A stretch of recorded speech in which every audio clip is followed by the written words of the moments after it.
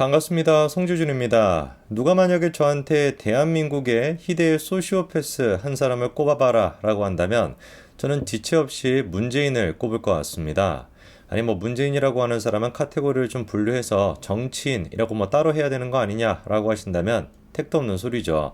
정치인이 됐거나 범죄자가 됐거나 한국인이 됐거나 전 세계인이 됐거나 어떤 카테고리를 두든지 간에 상관없이 지금까지 인류에서 존재했던 희대의 소시오패스 한 사람을 꼽아라 라고 한다면 저는 지체 없이 문재인을 꼽을 것 같습니다. 물론 최근 들어가지고 아주 강력한 경쟁자가 한 명이 있기는 있죠. 이재명이라고 하는 경쟁자가 있기는 있습니다만 솔직히 제가 보기에 이재명이도 문재인 앞에서는 한 수 접고 가야 될 것 같아요. 문재인이 어떤 식으로 조직적으로 대한민국을 파괴했는지, 그리고 그 이후에 대통령직이 끝나고 난 뒤에 퇴임하고 나서도 보여주고 있는 모습을 보면은 이거는 진짜 소시오패스, 치료가 필요한 사람이다 라고 하는 말 말고는 어떻게 달리 제가 표현할 길이 없습니다. 이쯤 되면 좀 걱정이 되죠. 이런 사람과 같이 산다라는 건 어떤 기분일까, 어떤 삶일까 라고 하는 걱정이 드는데, 근데 그런 걱정할 필요가 없어 보입니다. 사람은 끼리끼리 모이고 초록이 동색이다 라고 하는 얘기처럼 문재인과 같이 살만한 사람이라고 한다, 문재인 못지않은 또 그런 강력한 느낌이 있지 않겠습니까? 그래서 우리가 김정숙 여사에 대해서 걱정할 필요가 없죠. 김정숙 걱정할 게 뭐가 있겠습니까? 오히려 지금 김정숙에 놓고 보면은 문재인이 좀 걱정이 될 만한 그런 수준인 것 같은데, 실제로 그래서 요즘 들어서 묘한 이야기가 나오고 있어요. 김정숙과 문재인 두 사람 사이에 불화가 있는 거 아니냐. 그래서 문재인이가 어디 가서 저 맞고 다니고 이럴 것 같지는 않은데 양평 이제 그 사저에서 뭔가 일이 일어나고 있는 거 아니냐. 이런 얘기가 예전부터 나왔었습니다.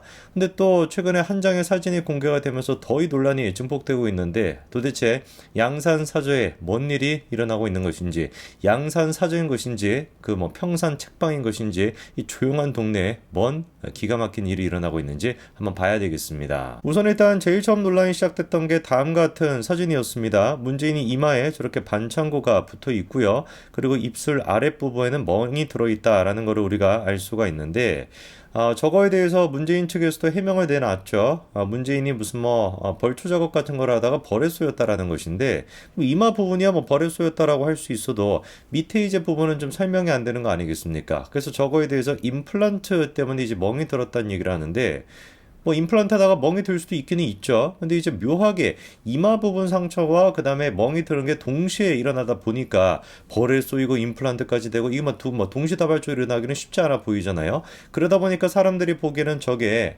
다른 게 아니라 넘어지거나 뭔가 좀 두들겨 맞은 거 아닌가, 이런 이제 이야기가 나왔던 겁니다. 누가 도대체 문재인한테 저런 일을 할 수 있을까도 당연히 질문이 생기는 거 아니겠어요? 그때 이제 지목이 됐던 사람이 다른 사람이 아니라 김정숙이었다라는 거죠. 물론 이제 뭐라고 할까요? 얼핏 듣기에는 그냥 소설 같은 얘기처럼 들리긴 합니다만, 이 묘하게 이게 또 신빙성 있는 것처럼 들린다라는 게 문제였죠.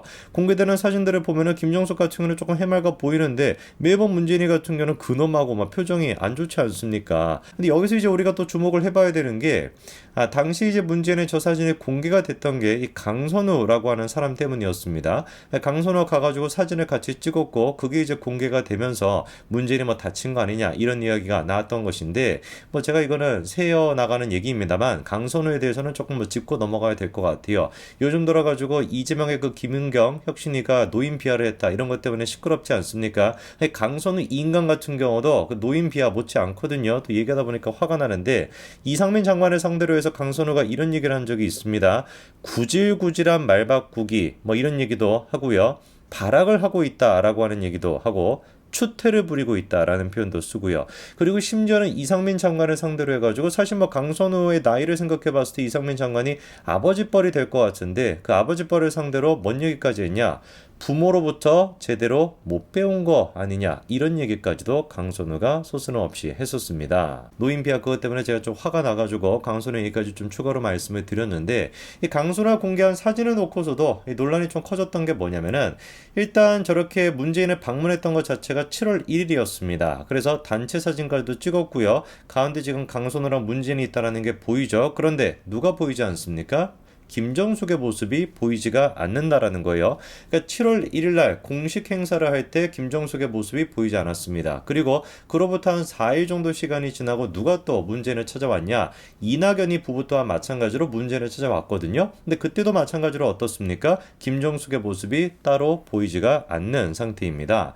뭐 이거를 놓고서 뭐가 이상한 거냐, 그게 뭐 김정숙이 뭐 가가지고 김치를 먹고 있거나 뭐 김장을 담그고 있거나 그럴 수도 있는 것이지라고 생각할 수 있지만, 지금까지 김정숙의 모습을 봤을 때 이거는 분명히 이례적이다라고 할 수가 있거든요. 누가 오든지 간에 진짜 뭐 글자 그대로 공식적인 행사라고 한다면 여러 공간에서 김정숙의 모습을 드러내고 얼굴을 들이미었었는데, 하필이면은 문재인이가 반창고를 붙였던 그 시점부터 시작해가지고 김정숙의 모습이 사라졌단 말이에요.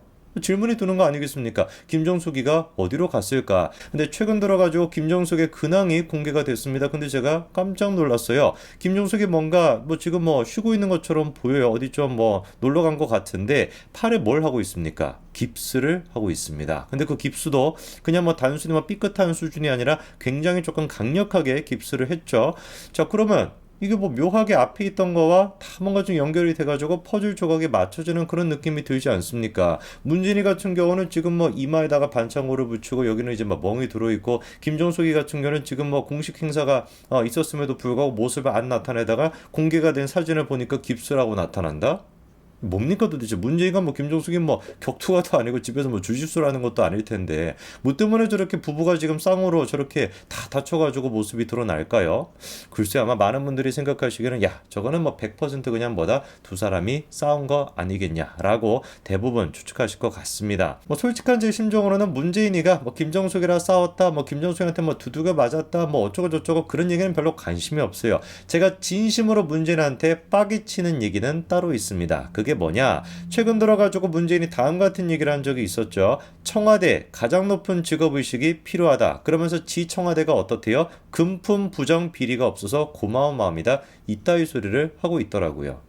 문재인 정부 당시에 금융과 관련된 비리가 얼마나 많았습니까? 라임 사태도 있었고요. 옵티머트 사태도 있었습니다. 그걸로 인해 가지고 수조 가까이 되는 피해가 발생을 했고요. 수만 명의 사람들이 피해를 봤습니다. 그런데 그거에 대해 가지고 금품 부정 비리가 없다고요? 뭐 그것뿐만이었습니까? 청와대가 조직적으로 선거에 개입했다라고 하는 문제도 있었고, 북한과 관련된 문제도 있었고, 태양광과 관련된 문제도 있었고, 원전과 관련된 문제도 있었고, 진짜 뭐 문제 덩어리라고 할 수 있는 게 모든 문제의 종합판이었던 게 바로 문재인 정부였는데, 그 문재인 정부의 대통령이었다라고 하는 문재인이 나와가지고 지금 뭐라고 하는 거예요? 자화자찬하면서 비리가 없어서 고마운 마음이다, 이따위 소리라고 앉아있는 거예요. 저는 이런 인간이라고 하면 맞아도 싸다라는 생각이 듭니다. 그게 뭐 상대방이 김정숙이 됐거나 누가 됐느냐를 중요한 게 아니라 진짜 글자 그대로 좀 맞아서 정신을 차려야 되는 그런 지금 인간인 거 아니겠어요? 뭐 지금 김은경의 말 맞다나 나이가 좀 많이 드셔가지고 뭐 그래가지고 정신이 좀 오락가락하는 것인지, 아니면 뭐 투표권을 우리가 낮춰야 되는 것인지 뭔지는 모르겠지만 진짜 좀 맞아서라도 정신을 차려야 되는 그런 수준인 거 아니겠습니까?